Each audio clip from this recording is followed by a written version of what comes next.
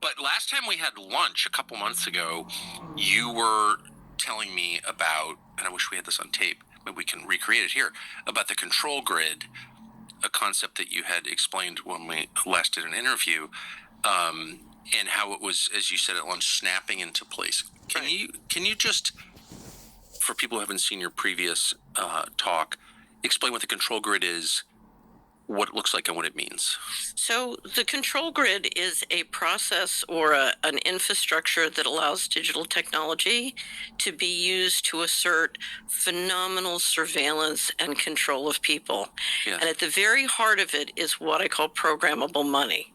So it's money that is no longer just a currency. It's money that comes with a set of rules that can be surveilled and enforced. So imagine back in the pandemic, if your money, if I said, okay, you've got to lock down and your money won't work if you leave your house.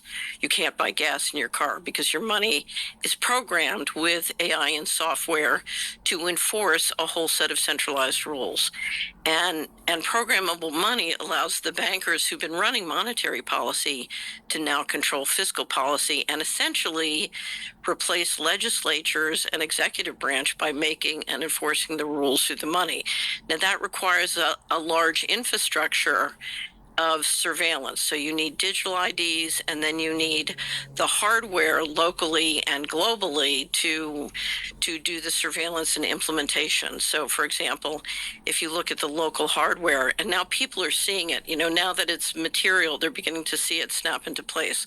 So I don't know if you know flock cameras, but there are many communities across the United States that are entering into contracts paid by the taxpayers to put up cameras all around their neighborhood that track license plates and keep that data and share it with a variety of people.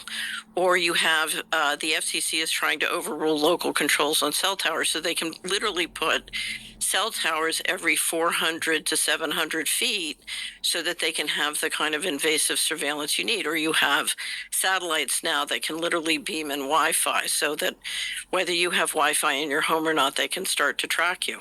And all those systems put you in what I call the panopticon. So we saw in the Middle East with the first war with Iran, we saw 11 leaders out of 12 sort of top leaders in science and government assassinated because they're literally tracking everyone, and they can identify them and track them, and then you have invisible weaponry that can then take them out, or can identify missile strikes.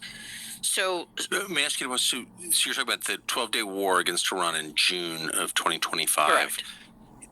We were led to believe, just as newspaper readers or news consumers, that those 11 Iranian officials were targeted with human intelligence, that Israel had spies inside of Iran, but you're saying that was done digitally. I would assume that that's probably true, because you always want to get human confirmation of what the systems are telling you. It's always better if you have both. But we are now moving into building out the kind of surveillance systems that can literally track, identify, and integrate with not only our existing weaponry, but ultimately autonomous weaponry. So